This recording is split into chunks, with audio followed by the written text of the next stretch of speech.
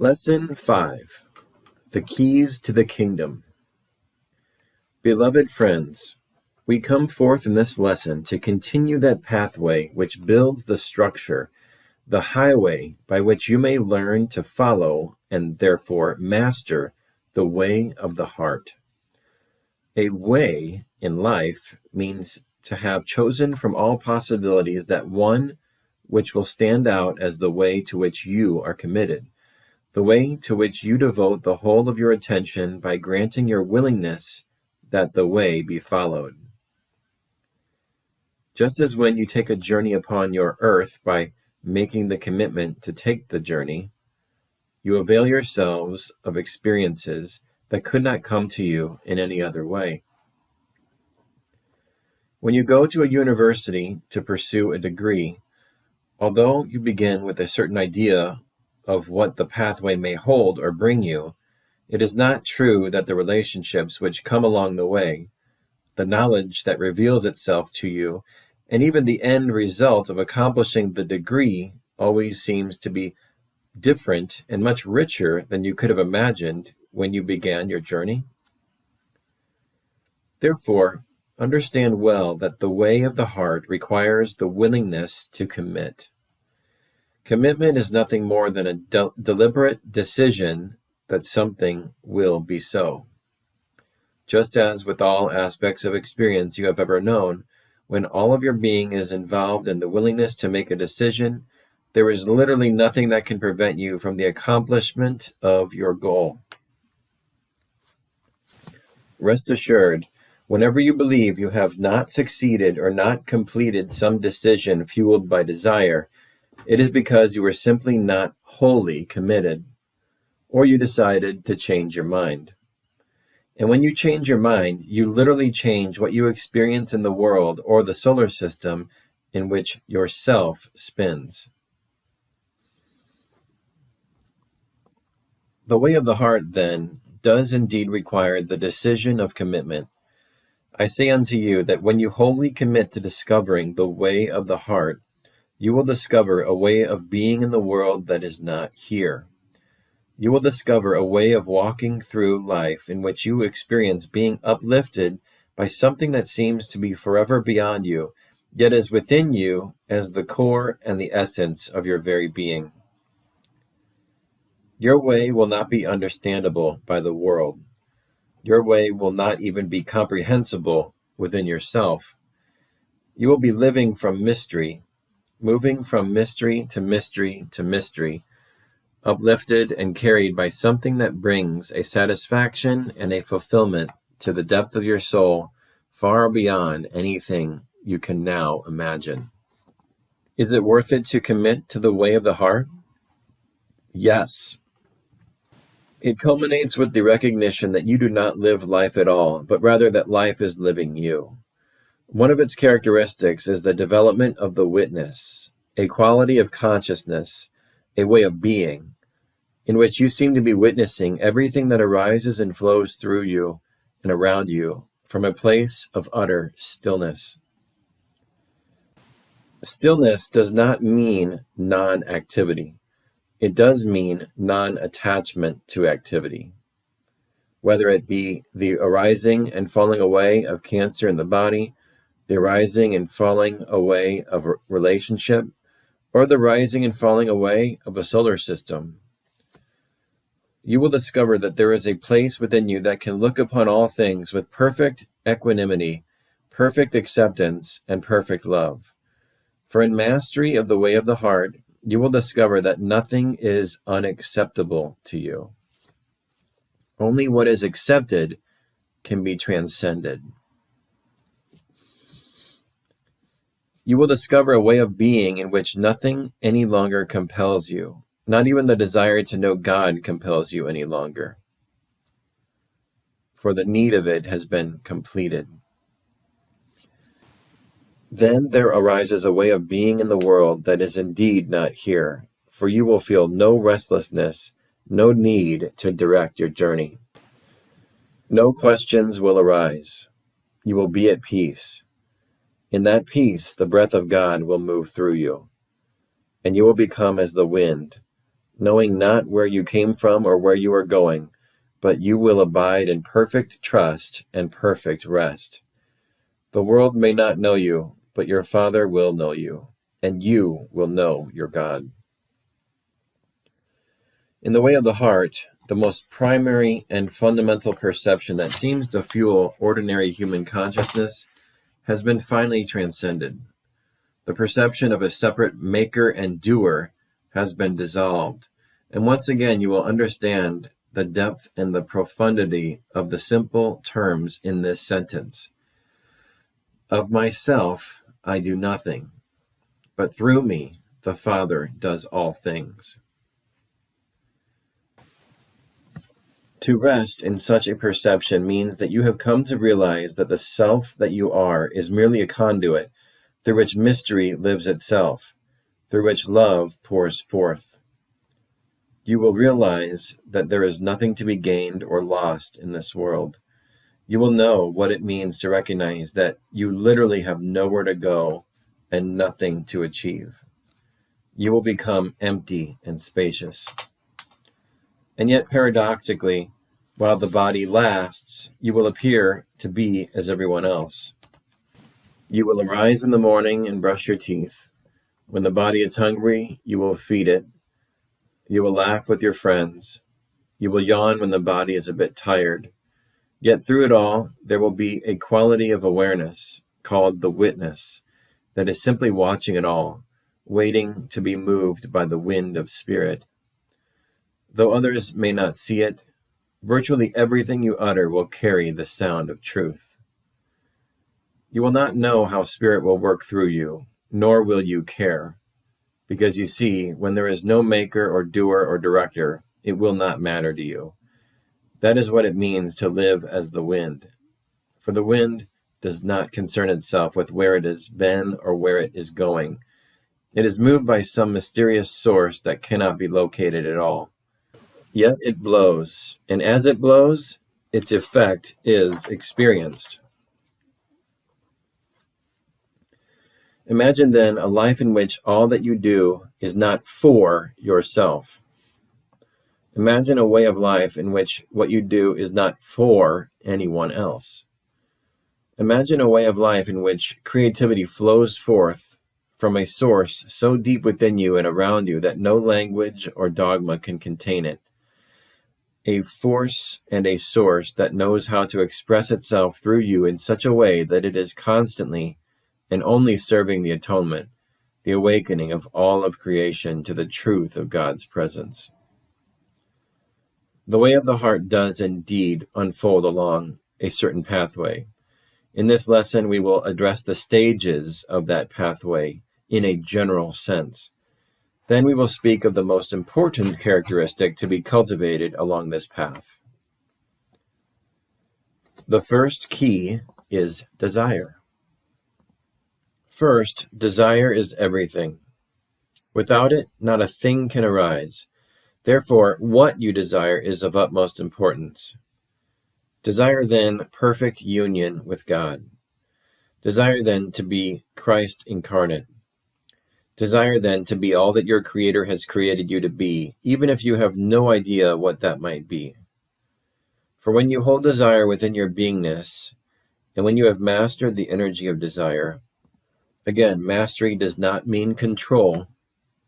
By grounding it always in the desire to be as you are created to be, then indeed all of your life and all of these subsequent or subsidiary desires will come to serve that grand desire. When you come into that state of being, nothing shall be impossible to you. Why? Because you are not the one doing it. You are merely a piece of thread in a very cosmic tapestry being woven by the Creator of all of creation, who alone knows how to weave the tapestry of a new age, of a new paradigm, of a healing of this plane and of humanity. So the first stage is the stage of desire. Only by feeling desire and not by suppressing it can you truly begin to move toward the stage of mastery in which the energy of desire always serves that higher will, which is the will of God for you.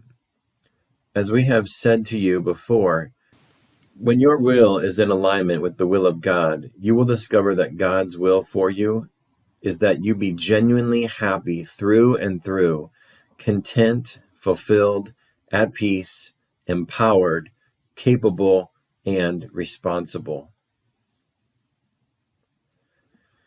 The second key is intention.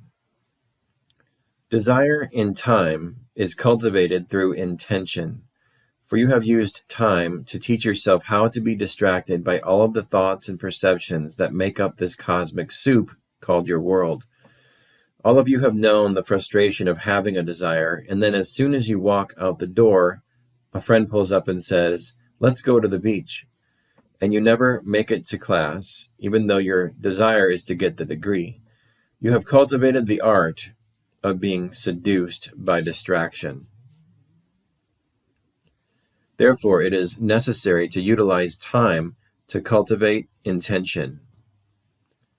For without intention, desire cannot become the crystal clear focus, the laser-like focus that can cut through the dross of this world so that a new creation can flow forth through you. Intention is not the same as holding a strong egoic or willed commitment to making something happen. For the way of the heart recognizes that you have not known how to achieve the fulfillment you seek at the level of the soul, for the simple reason that if you did, you would have already accomplished it. Intention does not mean putting your nose to the grindstone and not taking no for an answer. Rather, it means that you cultivate within your thought processes the art of remembering what you are truly here for. You are here to remember that you are the thought of love in form. You are here to remember that you are one with God.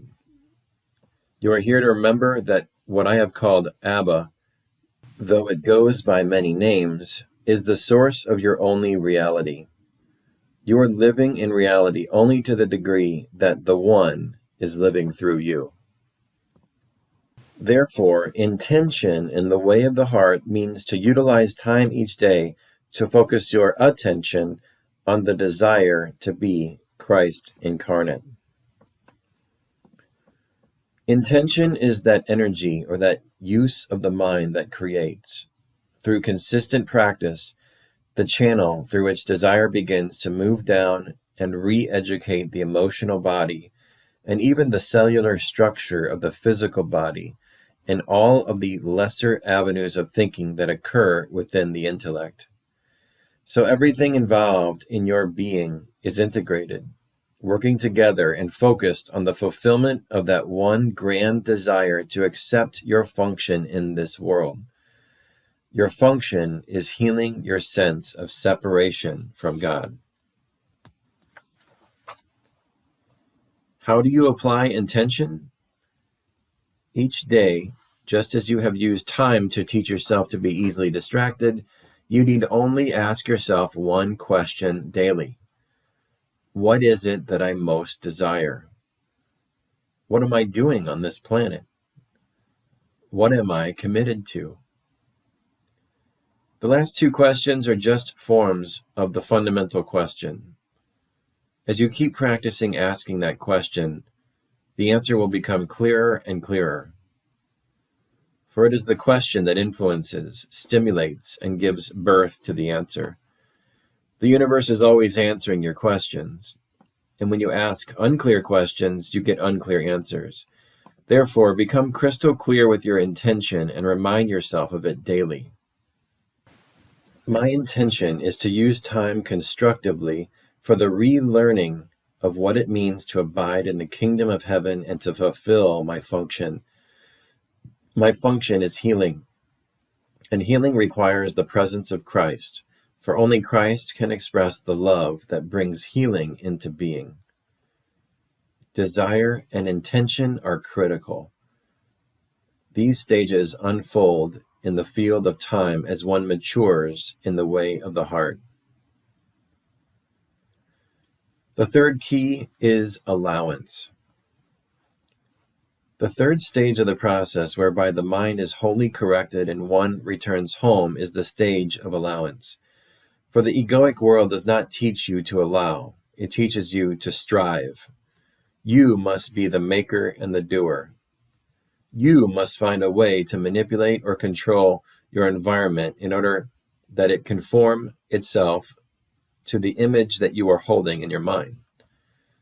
All of that is well and good, and there are many beings that learn some valuable lessons by following the path of certain teachers that will teach you that you can create whatever you want. That will seem like such a big deal until you realize it is what you are doing all of the time. You are always creating exactly what you decree. It is no big deal, and it is not a secret. But there will be those that will teach you, well, just go into your mind, ask yourself what you want, and when you see that picture of the Mercedes, then you simply do all of these little magic tricks, and pretty soon you end up with a Mercedes. The problem with that, although it can be a useful stage, is that the intellect, the worldly part of your mind, can only desire what it has been programmed to desire. The worldly part of your mind says, well, I have to transport my body around in this plane. Automobiles do that. The world tells me that a Mercedes is a grand way of doing this. Therefore, I will create the desire of wanting a Mercedes. When you manifest the Mercedes, you fool yourself into thinking that you have made great progress when, in fact, all you have done is done what you have always done. You have chosen what your experience will be, and you have manifested it. There is nothing new about that. Although by so doing, you can begin to regain confidence in your ability to manifest. The way of the heart is about something else. Allowance in this pathway means that you begin to view your life differently. It is not a struggle to get out of high school and create a career by which you can create golden coins, by which you can create the proper house in the proper environment so that your ego feels successful and therefore of being worth love. Be honest with yourself. Is not your world built on such premises as these? If only I can make my life look successful around me, then I will be accepted. Then I can love myself, at least a little. Maybe I can get other people to love me. That is not it at all. The way of the heart begins with the recognition that you are already loved by the only source that matters, that you have come for a much higher purpose that can be made manifest in the ways of the world, but is not of the world. Allowance is the cultivation of a way of looking at events in your life, not as obstacles to getting what you want, but as stepping stones. Each one presents you with a blessing of the lessons required to heal the obstacles, not to success, but to the presence of love as the source and ground of your being. In the stage of allowance, we begin to cultivate an acceptance of all things in our experience. We begin to see that because we have made a commitment to awakening and incarnating only Christ, the universe is already conspiring to bring the people and events into our lives on a moment-to-moment basis that can best provide us with exactly what we most need to learn or become aware of. And so, messengers are sent. That messenger could come in the form of someone whom you fall in love with, and there is something there for you to learn. It could be that you have been blocking yourself from feeling love for other people, and now someone finally comes and blasts down the door, and you cannot help but feel that feeling.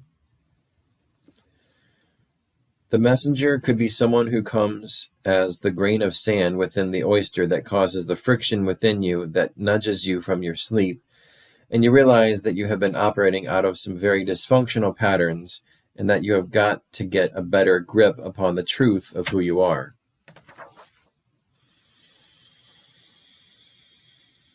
It may be that you need to learn to express your feelings more. It may be that you need to accept your own creativity more. Through your messengers, that which causes you to finally be responsible and be honest about where you are will be brought up within you. For instance, if you think, well, I never get angry anymore, After all, I'm a very spiritual person. I just got out of seminary and I know it all now. So I'll just live in heavenly bliss. And events begin to happen. Perhaps, as an example, a gay couple moves into your neighborhood and you discover that you have some very deeply seated perceptions that there is something wrong with that sexual orientation. They are messengers sent to you by the universe to push you to look more deeply.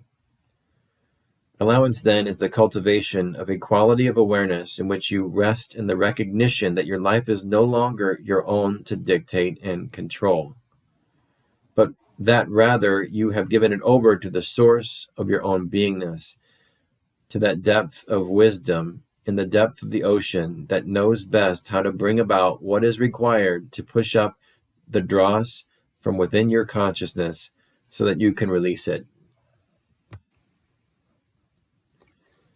Allowance cultivates trust. Allowance is the way in which intention and desire come to work ever more fully in the third dimension of your experience, the field of time. Allowance is a submission, but not a naive submission. Allowance changes your perception of what you see as the world around you. You begin to realize that you do not really live in a real world at all. You live in a field of vibrations and energies that is operated by the law of attraction or resonance. And you begin to be willing to allow certain things to fall out of your life, even family and friends, trusting that because of your desire and intention, what passes out of your life must be okay. For it will be replaced by new vibrational patterns which come in the form of messengers, events, places, persons, and things that can carry you on the upward spiral of awakening. Allowance means the beginning stages of the cultivation of humility and the recognition that you must finally submit to something beyond the intellect and the control of the egoic part of the mind, because the maker and doer that has been trying to do it all is finally recognized as being inadequate. The fourth key is surrender. As these three stages mature, you rest into the final stage of surrender. And surrender means there is no longer any restlessness. Surrender means you know through every fiber of your being that there is no one here living a life. There is life flowing through the body, mind, personality for as long as it lasts. Here is where the mystical transformation is culminated or completed. It is here that you understand the meaning of the teaching, I live, yet not I, but Christ dwelleth as me. Surrender is a stage in which perfect peace is the foundation, not for passivity or inactivity, but for even more activity. You find yourself, as long as you are in the world, being busier and busier and asked to do more and more. You become even more responsible. Eventually, you come to see that because you are Christ, you are responsible for the whole of creation. You come to see that you cannot think a thought without disturbing the farthest of stars. It is that responsibility from which you have shrunk and tried to contain yourself as a tiny, myopic piece of foam, all because you have feared being responsible for the whole. But the way of the heart corrects your perception so that you come to recognize that your greatest joy, your greatest fulfillment is in wholly and deliberately accepting responsibility for the whole of creation. Why? Because you suddenly realize you are not the maker and doer, that you can accept responsibility for anything and everything because through you all power under heaven and earth is made to flow, to manifest the love of God. So, in short, it is in God's hands, not yours. Not my will, but thine be done. Does that begin to make sense to you? Do you see how it changes how you have even been taught to interpret my teachings? Desire, intention, allowance, surrender. But it is a surrender into a way of being that the world can never know. It is surrender into a way of being in which you may never receive an Oscar for your acting. but it is a way of being in which your consciousness becomes totally open to your union with all of creation.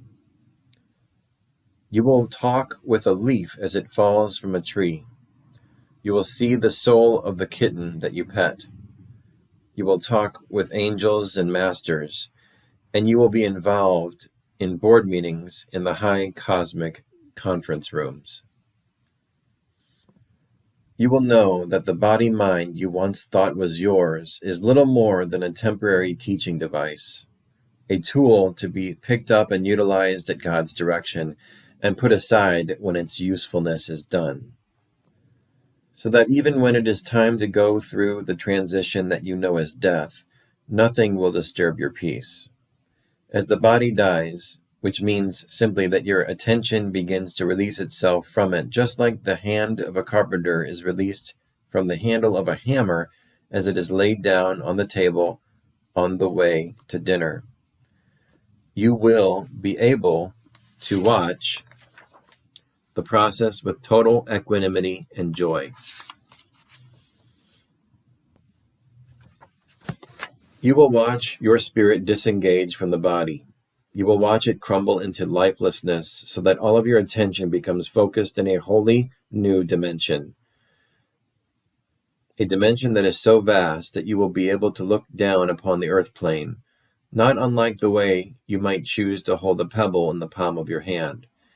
And in one quick glance, you see everything about the pebble and nothing is hidden. I am one that has chosen to assume the responsibility for the pebble called Earth and all of life that dwells therein. You too will know that energy and reality of wrapping your fingers around the entirety of the solar system and becoming the God or the savior of that dimension. And it begins by choosing to take responsibility for your pebble, your domain, your solar system, your personal dimension. It begins by saying, I and I alone am the source of what I experience and perceive. I am not a victim of the world I see.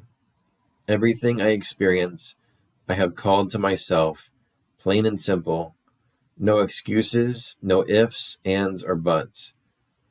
That is the way it is. Gone will be your immaturity, your resistance to simply being responsible for your experience. The way of the heart, then, cultivates a maturity of desire, intention, allowance, and surrender.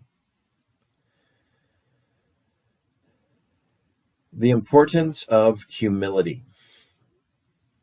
No single characteristic is of greater importance than humility.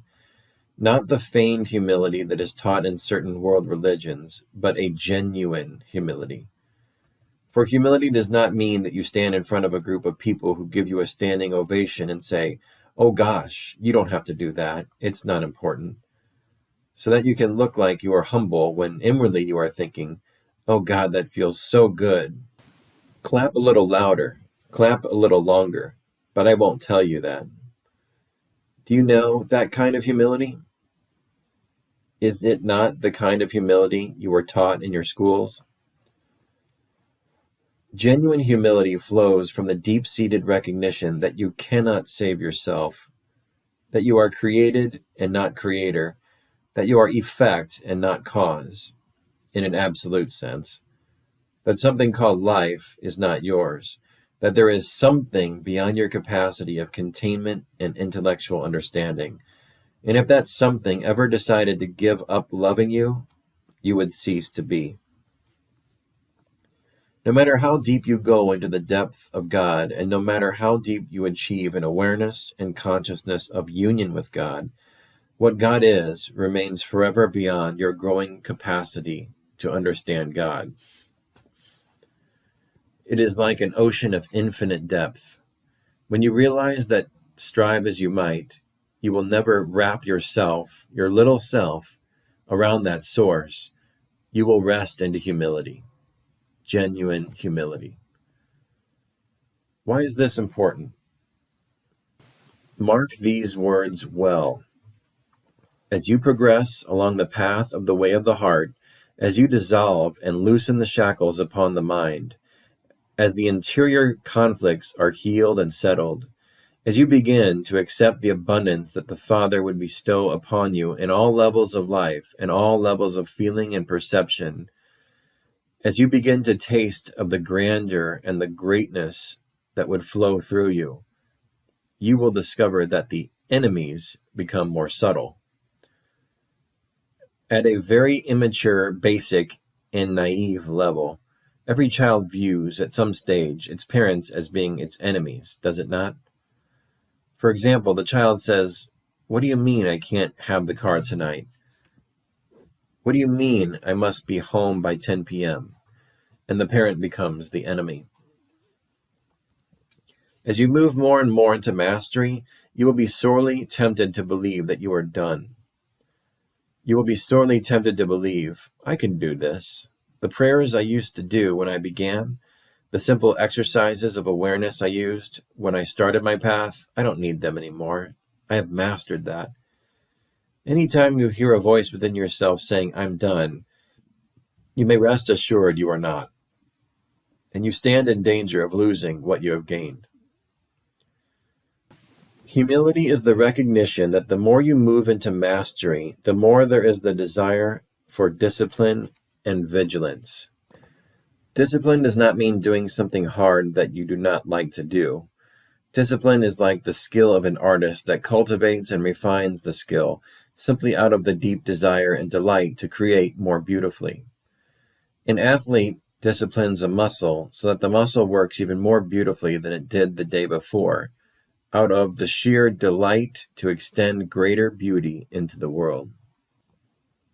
While you remain in existence, the creations of consciousness that are unlike love have created a whole lot of vibratory patterns that would just love to pull you down. Therefore, the discipline of the mind that is required is to recognize that, while the body lasts, there can be a delight in consciously repeating the decision to teach only love, selectively choosing only the vibrational patterns to be allowed into your consciousness that reflect the truth and the beauty and the worthiness of who you truly are.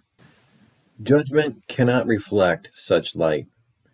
Anger and hatred cannot do it. Fear and paranoia, fear of rejection, fear of the opinions of others, and such vibrations can never reflect the regal grandeur of your being. Therefore, understand well that humility is absolutely essential. Paradoxically, as greatness is expressed through you, the temptation will be to allow egoic energies to make a home in your mind. The ego's voice will say, "Boy, you are really quite a master, you know. You really deserve all this adulation. Why don't you keep 10% of it for yourself?"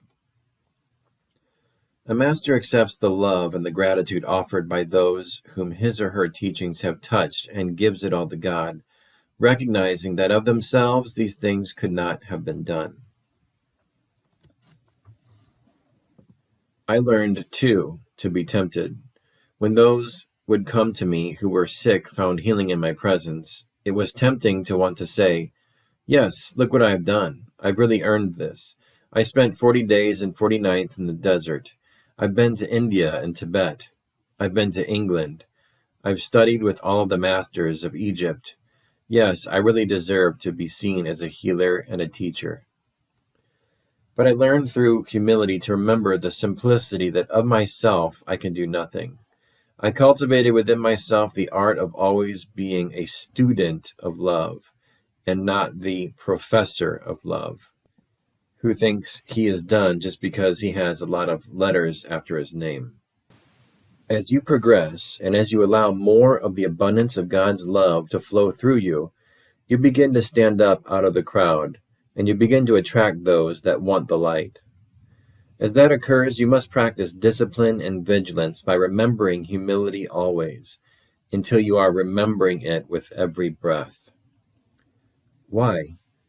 If you are living in this world and feel that no one looks up to you, no one takes you as an authority, there is only one reason.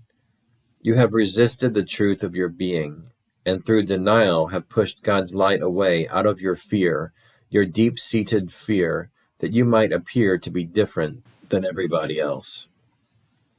The world would teach you to be a doormat so that you can fit in and do not ruffle anybody's feathers. But as you become empowered, one way you will know that it is occurring is that some people will not like you. You will push their buttons just by walking into the room, for darkness abhors light. It is that simple. Humility is absolutely essential.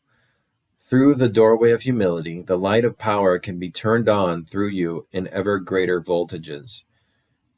If that voltage does not seem to be flowing through your mind, look well to see if you are remembering humility and giving yourself to it. For the light of God can only shine through you to the degree that you are willing to take responsibility for it, which involves giving the fruits of it back to its source and not claiming it as your own.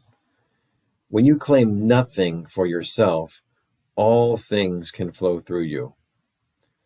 The Holy Spirit can gather millions of beings to come to you in many planes because it knows you will not distort the love of God by usurping God's position and putting yourself upon the throne. Humility is a chief characteristic to cultivate. Therefore, when you pray, indeed, ask for greatness. Let the Father know that you are ready for the fullness of Christ to be incarnate, and simply hold the promise within that you will always remember that you are not the doer and the maker. You are merely the one who has come to recognize that only the love of God can fulfill you as a soul. Only the fulfillment of your purpose to be a channel for love can bring you the success that you truly seek. When you are fully committed to that, rather than being committed to wondering about other people's opinions, then that power can begin to move through you. When you are willing to let go of the world, heaven will come to replace it. When you are willing to let go of your need for egoic grandness, true grandeur will begin to pour forth through you. There is a paradox within spirit. Learn to discern it. Become a master of it. And never neglect the need for discipline based on the foundation of humility. You see, this is what has caused you to fear the energy of desire, because in the past, and that can go back a long way, you have decided to find out what it would be like to let all of that power be claimed as your own, to be used to serve the voice of ego. That is what you are afraid of. But if you cultivate these stages and ground them in humility, you will never need to fear the misuse of desire. Therefore, in your prayers, as often as you can remember to do so, remember that what you decree is. So speak clearly within yourself. Source, Creator, God, Goddess, all that is, Abba, I am ready to be what you created me to be. I choose to remember that I am effect and not cause. Thy will be done, knowing that your will is my full happiness. Reveal then that path through which that happiness can be known. For my way has never worked, but your way always does. Then, in each day, remember the energy of appreciation. It is well and good to appreciate one another. But in the privacy of your own meditation and prayer, appreciate how the power of that source of love I have called God is living and moving and breathing to bring the people, the books, the teachers, and the experiences that are gently unraveling the cocoon of ego around you and awakening to you the truth, beauty, majesty, grandeur, and greatness that life itself is. Life wants to breathe through you as magically and powerfully as it breathes through a thunderstorm, or the leaf on a tree, or the radiance in a newborn baby's eyes. That life is what you are. That life is the presence of God's love, the depth of the ocean, welling up into the waves of creation. Let, therefore, that life alone be your guide in all things, and rest in appreciation before the infinite mystery that life is, and say yes to it. Say yes to life, that you are willing to let the fullness of it wash through you and carry you into an ever-deepening understanding and comprehension of all that God is. If you would well receive it, resting in the awareness of divine humility is the sweetest of experiences that you can ever know. Many of you look upon me and say, "Oh, would I ever love to be where Jeshua is?" Think a thought and you are with someone. Think a thought and you are in that universe. I tell you this, where I abide is in a vibrational frequency with many, many other beings whose consciousness never wavers for an instant from the deep appreciation and humility before the mystery of all that God is. We abide in the great delight of knowing that we live, yet not us, but our Creator lives as us. The only difference between being a master and being a student is that the master has mastered the art of always being a student. Think about that one. Desire, intention, allowance, surrender. What do you truly want? Are you willing to feel it and let that thread of desire carry you home? Can you remember to use time constructively by focusing your intention, by reminding yourself of what you are truly here for?